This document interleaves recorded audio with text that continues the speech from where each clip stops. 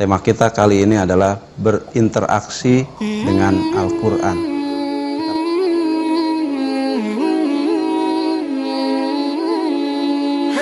Ya, di antara adab kita memperlakukan Al-Quran, ya, bagaimana kita tentu saja menempatkan Quran ini pada tempat-tempat yang lebih tinggi gitu.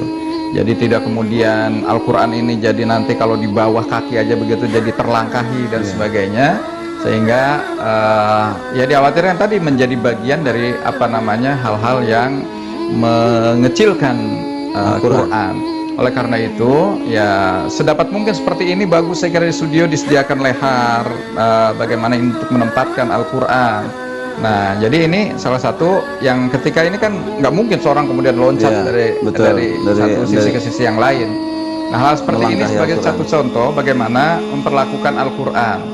Jadi tidak kemudian ditaruh di bawah begitu saja, tempatkan di meja atau di leher, yang itu kemudian bisa dipahami, oh ini tempat yang memang lebih terhormat, kira-kira begitu. Baik Ustaz, kita lanjutkan nih tentang memahami Al-Quran. Saat kita memahami kandungan ayat Al-Quran, itu dilandasi dengan kama yuridihillahu, sebagaimana diinginkan oleh Allah Subhanahu wa Ta'ala. Disinilah kita jangan kemudian berusaha untuk menafsirkan Al-Quran ini sesuka nafsu kita. Ya, karena sudah diancam oleh baginda Nabi sallallahu alaihi wasallam, man fassara al-Qur'ana bi ra'yihi falyatabawwa maq'adahu 'alan nar. Barang siapa menafsirkan Quran hanya sekedar dengan hawa nafsunya saja, mana yang enak-enak menurut dia kemudian diambil, yang enggak enak kemudian ditinggalkan. Nah, ini siap-siap saja kata Rasulullah sallallahu alaihi wasallam, tempatnya nanti adalah di neraka. Nah, oleh karena itu para ulama Quran memberikan bimbingan bagaimana memahami ini, semuanya dengan melalui kajian-kajian tafsir. Itu sebabnya kita memang harus belajar tafsir. Nah, sehingga kita kemudian tidak tersesat saat memahami ayat-ayat Al-Quran ini.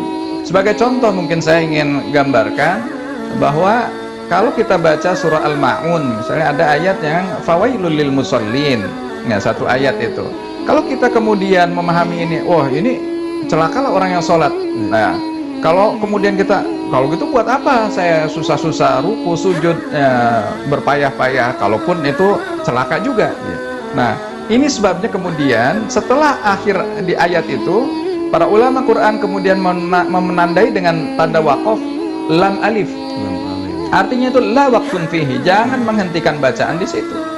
Nah, bahwa maknanya itu masih belum sempurna. Fawailul lil musallin, celakalah orang yang sholat. Yang seperti apa orang yang celaka itu? Allazina hum an sholatihim sahun, yaitu orang yang lalai dalam sholatnya. Ya wajar kalau orang yang lalai dalam sholatnya, ya dia ya main-main gitu. Nah, itu yang kemudian mengalami kecelakaan. Interaksi yang ketiga, setelah kita mampu tadi memahami kandungan Al-Quran ini dengan baik, maka proses berikutnya atau langkah berikutnya adalah amaluhu. Kita mengimplementasikan nilai-nilai Al-Quran dalam kehidupan kita sehari-hari, menerapkan Al-Quran dalam kehidupan kita sehari-hari semampu apa yang kita bisa. Ketika Allah Subhanahu wa Ta'ala perintahkan misalnya pada ayat 183 surah Al-Baqarah, ya ayyuhalladzina amanu kutiba alaikumusiyam, gitu, kita langsung respon, kita ikut puasa. Ya, ketika Allah kemudian wa atuz zakah, kita tunaikan zakat. Jadi kalau itu dilakukan oleh kita, ayat demi ayat yang memang menjadi pedoman kita, itu artinya kita menjadikan Quran sebagai pedoman hidup kita. Nah, itulah Quran memerintahkan kepada kita, wa qul i'malu, kita bekerjalah, kita harus berbuat. Nah, jadi memang bukan hanya sekedar sebatas bacaan atau pemahaman atau penghafalan saja, tapi dia harus menjadi terimplementasi dalam kehidupan.